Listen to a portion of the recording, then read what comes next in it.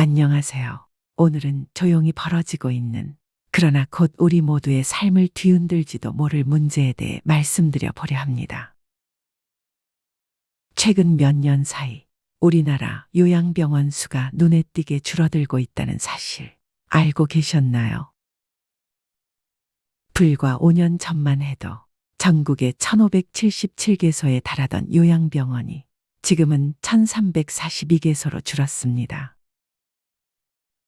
200개가 넘는 병원이 문을 닫은 겁니다. 그런데 이상하죠. 병원이 줄어드는 이 와중에도 요양이 필요한 어르신들의 수는 계속 늘어나고 있습니다. 도대체 무슨 일이 벌어지고 있는 걸까요? 저는 오늘 이 이야기를 여러분과 나누고 싶었습니다. 그리고 이 문제는 단순히 누군가의 일이 아닌 머지않아 내 부모, 내 가족 그리고 내 이야기로 다가올 수 있는 현실입니다. 요양병원들의 폐업 소식은 갑자기 들려온 이야기가 아닙니다. 사실 몇 년 전부터 업계에서는 조용히 경고음이 들려왔습니다. 운영이 너무 어렵다. 버틸 수가 없다. 점점 문을 닫는 병원이 늘고 있다. 그런데 최근 들어 이 흐름이 급격히 가속화되고 있다는 것입니다.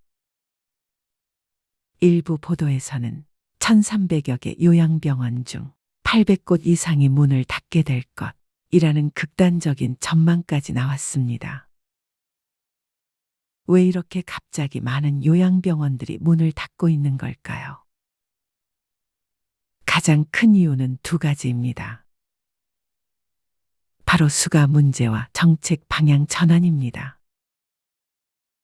우선 요양병원의 수가 의료 서비스 가격은 일반 병원과는 방식이 다릅니다.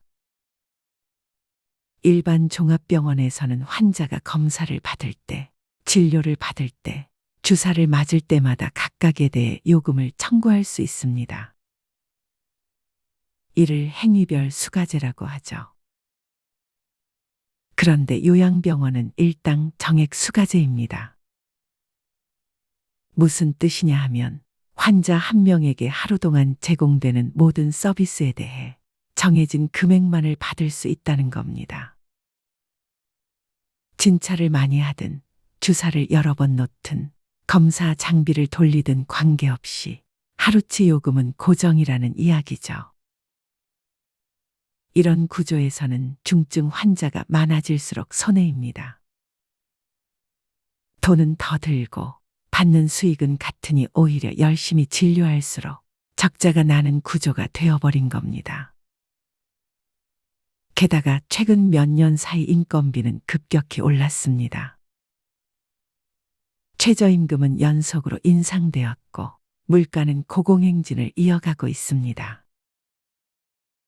하지만 요양병원 수가는 거의 오르지 않았습니다. 운영자는 한숨만 나오는 상황이죠. 여기서 끝이 아닙니다. 정부의 정책 방향도 요양병원에 불리하게 흘러가고 있습니다. 이전 정부든 지금 정부든 상관없이 모두 하나의 방향을 향해 정책을 추진하고 있습니다. 그 방향은 병원 중심 돌봄에서 지역사회 중심 돌봄으로의 전환입니다. 즉 병원이나 요양시설에 오래 입원시키기보다는 가급적 집에서 돌보라, 주간 보호나 방문 요양을 활용하라, 이런 메시지를 지속적으로 내고 있는 겁니다. 정부 입장에서는 이해가 갑니다. 요양병원에 환자가 오래 머물수록 건강보험과 장기요양보험 재정이 빠르게 고갈되기 때문입니다. 돈이 너무 많이 드는 구조인 거죠. 그래서 재택의료, 방문요양, 통합돌봄 서비스 등 가정 기반 돌봄에 대한 예산을 점차 확대하고 있습니다. 여기에 더해 최근 도입된 간병비 급여와 시범사업도 중요한 전환점이 됩니다. 이전에는 간병인을 고용해야 했고 이 비용은 전적으로 가족이 부담했습니다. 간병비가 너무 비싸다 보니 이를 감당하지 못한 가족들이 간병 파산, 간병 이혼까지 겪는 경우도 있었습니다. 그래서 정부는 일정 기준을 갖춘 요양병원에 한해 환자의 간병비 30% 정도를 지원하는 정책을 도입하기로 했습니다. 2029년까지는 시범 사업을 운영하고 이후 본격적으로 500개 병원만 선정하여 간병비를 지원하겠다는 것이죠. 여기서 중요한 점은 전국 1,300여 개의 병원 중 단 500개만 간병비 지원 대상이 된다는 사실입니다. 나머지 800여 개 병원은 정부 지원을 받을 수 없고 환자들도 이런 병원보다는 간병비가 나오는 병원으로 몰릴 수밖에 없습니다. 그렇다면 당연히 지원받지 못하는 병원은 문을 닫게 되는 겁니다. 이게 바로 줄폐업이 벌어지는 구조입니다. 그럼 이제 질문이 생깁니다. 그 많은 환자들은 어디로 가야 할까요? 요양원은 이미 자리가 부족합니다. 요양보호시설은 중증 환자를 감당할 수 있는 환경이 아닙니다. 주간보호센터, 방문요양, 좋은 제도입니다. 방향도 맞습니다. 그런데 지금 당장은 한참 부족합니다. 방문요양은 하루 4시간 남짓, 그것도 숙련된 인력이 부족해서 지역에 따라 받기 어려운 상황입니다. 주간보호센터는 낮에만 운영되며 중증 어르신을 안전하게 모시기엔 시설과 인력이 턱없이 부족합니다. 결국 누가 돌보게 될까요? 가족입니다. 평생 일하다 은퇴한 아들이, 아직 자녀를 키우고 있는 딸이, 몸이 아픈 며느리가, 새벽에 출근하는 사위가 모두 간병의 고통을 떠안게 되는 구조가 되는 겁니다.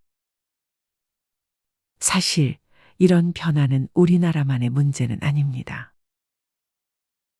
미국, 일본 등 선진국도 비슷한 방향으로 가고 있습니다. 미국은 이미 2012년부터 요양병원 숫자가 감소 추세에 들어섰고, 일본은 아예 요양병원 신설을 금지했습니다. 2023년부터는 제도 자체를 폐지해버렸죠. 하지만 이들 국가는 그만큼 철저한 준비가 되어 있었습니다.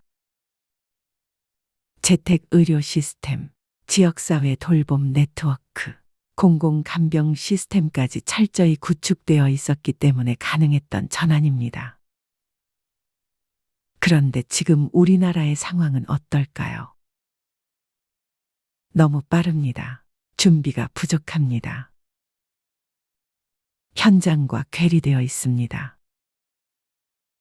정부가 방향을 정하는 건 좋습니다.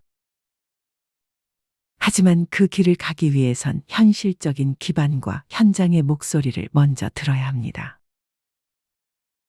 오늘 말씀드린 요양병원 줄폐업의 현실은 곧 우리 부모의 문제, 우리 가족의 문제, 그리고 나의 미래의 문제가 될 수 있습니다. 돌봄의 구조가 바뀌고 있는 지금, 우리는 어떤 준비를 해야 할까요?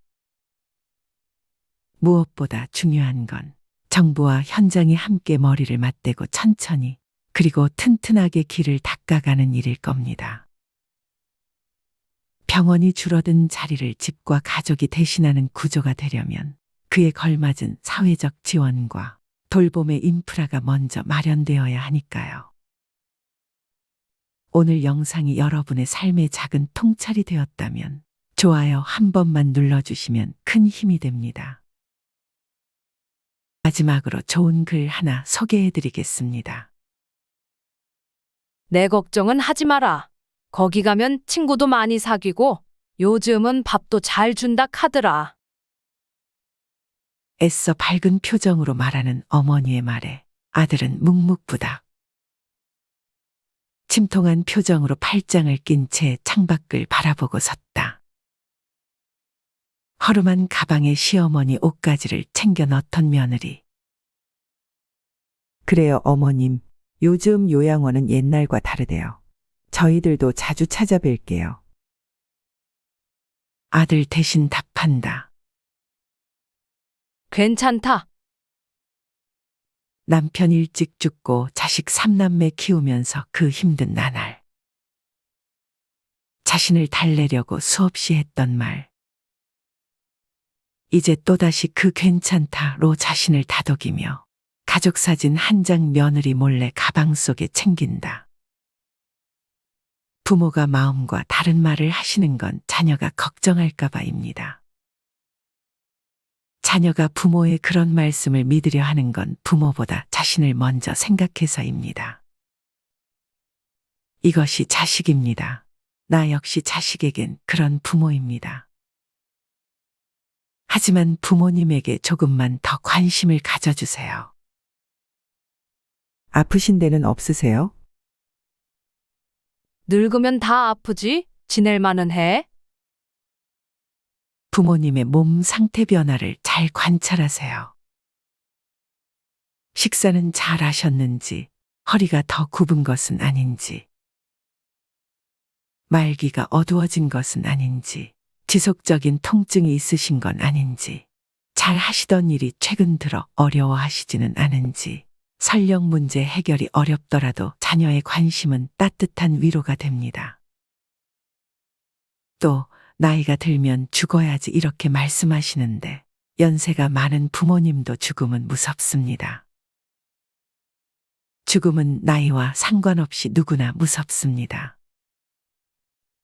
연명 치료를 원치 않는다면 가족이 함께 사전의료의향서를 작성하세요. 살고 죽는 것으로 헤어지는 것이 아닌 죽음으로 다시 만나는 것, 죽음을 맞이하는 그 순간 다시 만나자는 가족의 말은 큰 위안이 될 것입니다.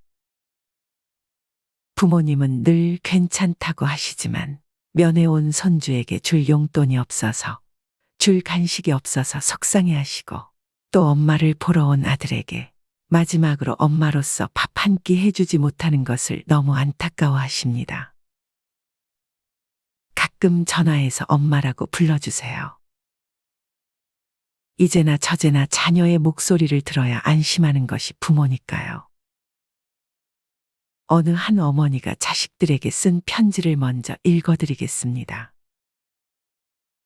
요양원에 나를 보낼 자식에게. 가족들은 요양원 생활을 하겠다는 내 생각에 반대할지도 모른다. 그러나 대부분의 우리 세대들이 그리 생각하는 것처럼 나도 가족들의 짐이 되고 싶지 않다. 그렇게 해야 내 마음이 편할 것 같다. 그래서 몸은 가라앉아도 정신이 양호하다면 내 스스로 요양원을 찾을 것이다. 하지만 알츠하이머 병 등으로 그런 판단조차 할 수 없는 때가 온다면 그때 나를 요양원으로 보내라고 이 글을 통해 부탁하련다.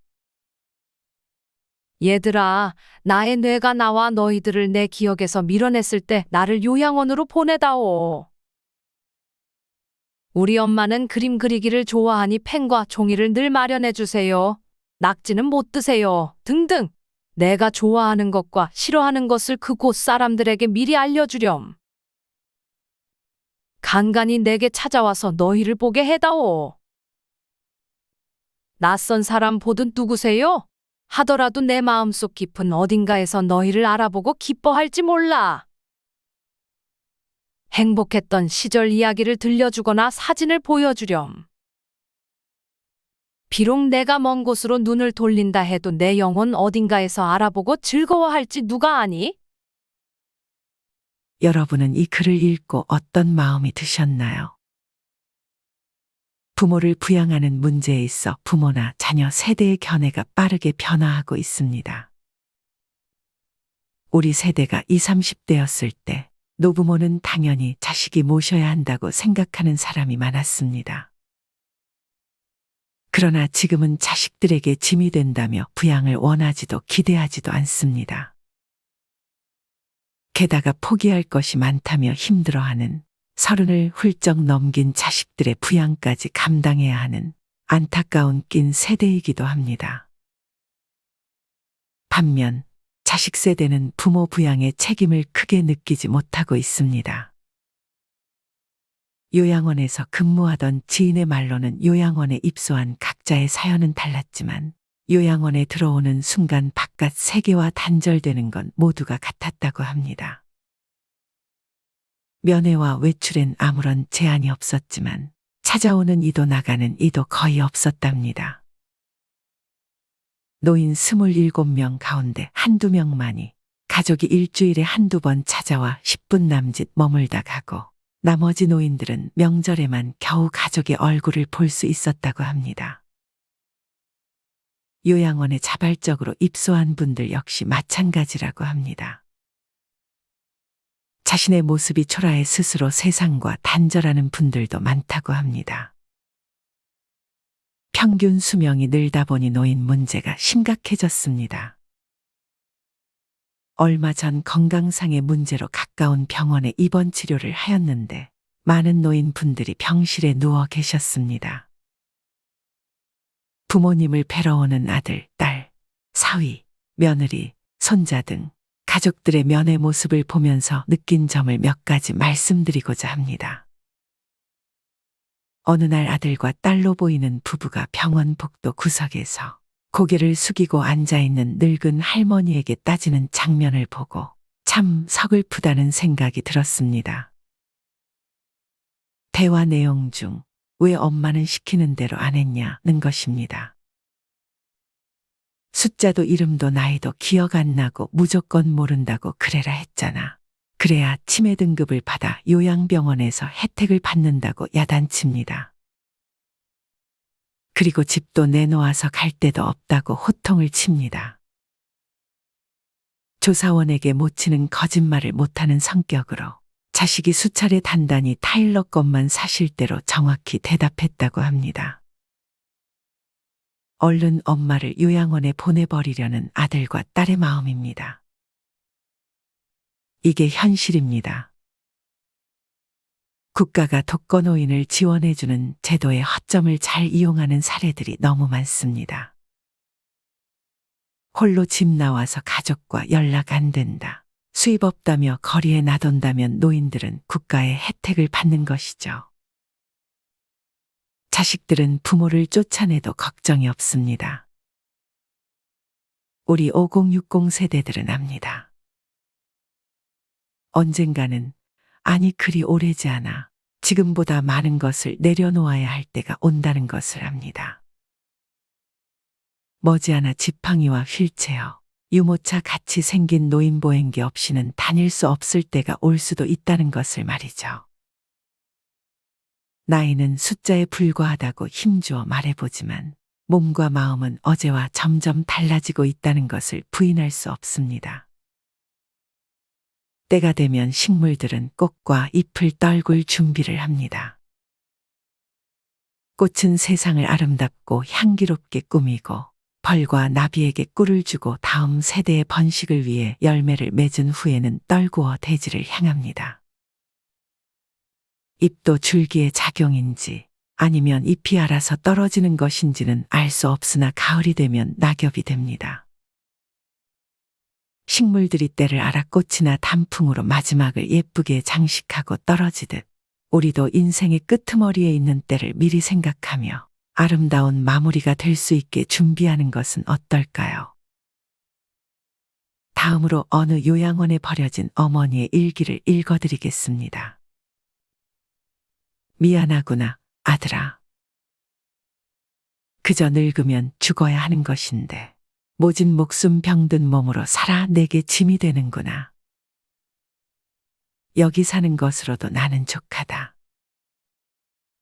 그렇게 일찍 내 애비만 여의지 않았더라면 땅 한 평 남겨줄 형편은 되었을 터인데 못나고 못 배운 주변머리로 짐 같은 가난만 물려주었구나. 내 한 입 떨어 내 짐이 가벼울 수 있다면 어지러운 아파트 꼭대기에서 새처럼 갇혀 사느니 친구도 있고 흙도 있는 여기가 그래도 나는 족하단다. 내 평생에 내 행복 하나만을 바라고 살았거늘 말라 비틀어진 젖꼭지 파고들던 손주 녀석. 보고픈 것쯤이야 마음 한번 삭혀 참고 말지. 혹여 애미 혼자 버려 두었다고 고우디고 온 마음. 다치지 말거라. 내 녀석 착하디 착한 심사로. 애미 걱정에 마음 다칠까 걱정이다. 삼시세끼 잘 먹고 약도 잘 먹고 있으니 애미 걱정일랑은 아예 말고 내 몸 건사 잘하거라. 살아생전에 내가 가난 떨치고 살아보는 것. 한 번만 볼 수 있다면 나는 지금 죽어도 여한은 없다. 행복하거라, 아들아. 내 곁에 남아서 짐이 되느니 너 하나 행복할 수만 있다면 여기가 지옥이라도 나는 족하구나. 사랑한다, 아들아. 이 글은 오늘날 우리들의 안타깝고 슬픈 현실의 모습인 것 같습니다.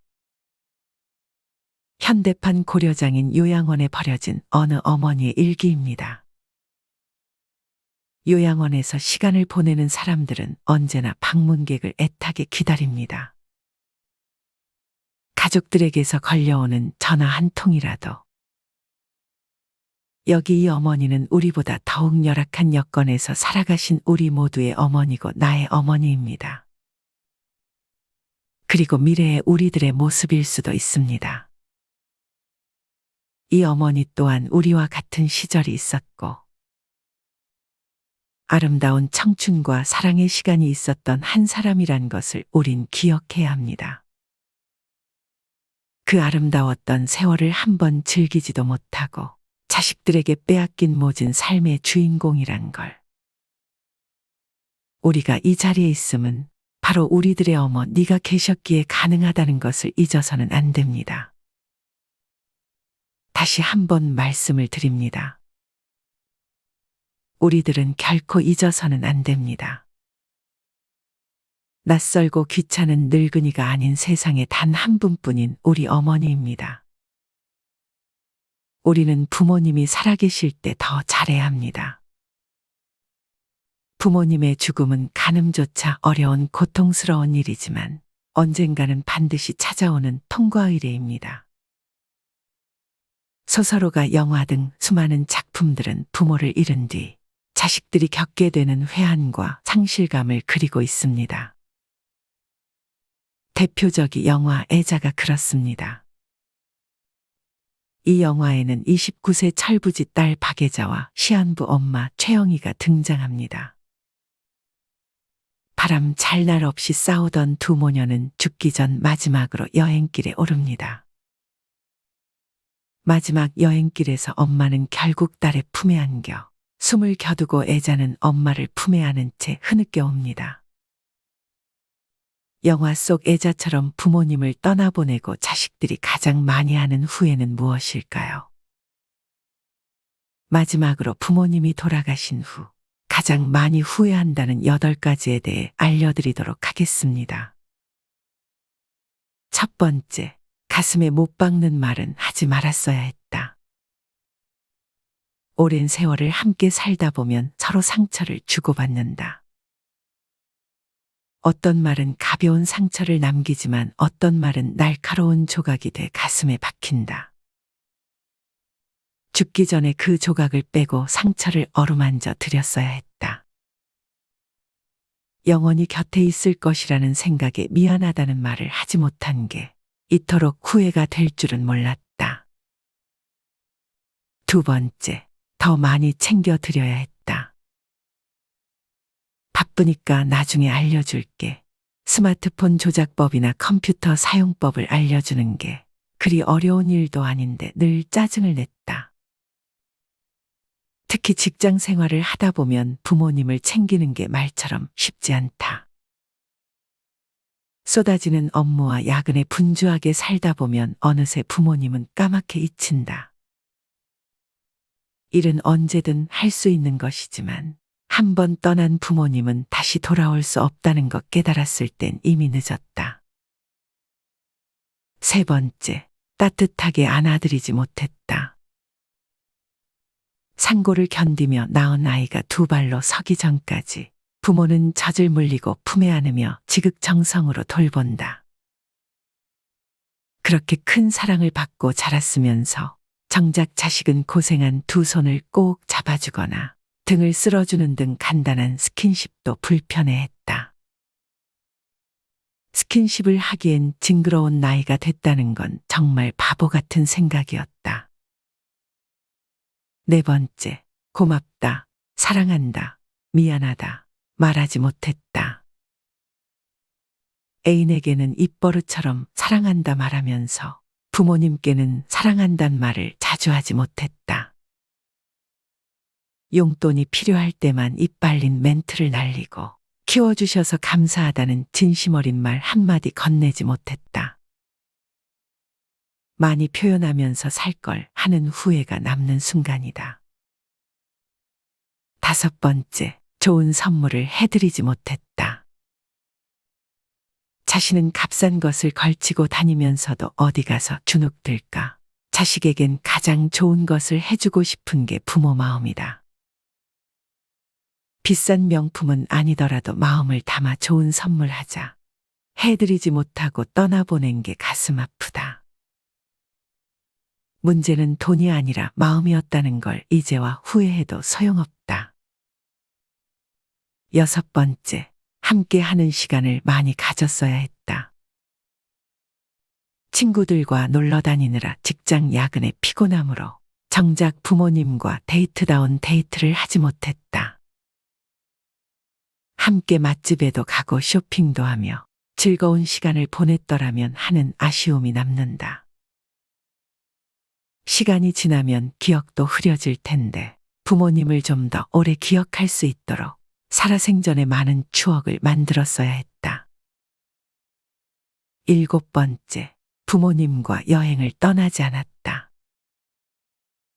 부모님과 단둘이 떠나는 여행은 가족여행과는 느낌이 사뭇 다르다. 둘만의 여행지에서 그간 응어리졌던 마음을 풀고 좋은 추억을 쌓을 수도 있기 때문이다. 부모님이 떠난 뒤 친구들이 SNS에 부모님과 여행 가서 찍은 사진을 올려놓은 것을 보면 그리움은 더욱 짙어진다. 여덟 번째, 부모님도 한때 꿈 많은 소녀였다는 걸 잊고 살았다. 어린 시절 대통령이 되는 게 꿈이었던 어린 소녀는 아버지가 되고 멋진 왕자님을 만나는 게 꿈이었던 소녀는 어머니가 됐다.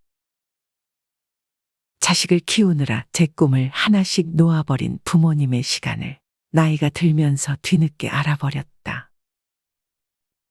살아계실 때 단 한 번만이라도 당신의 진짜 꿈에 대해 여쭤봤다면 행복해 하시지 않았을까?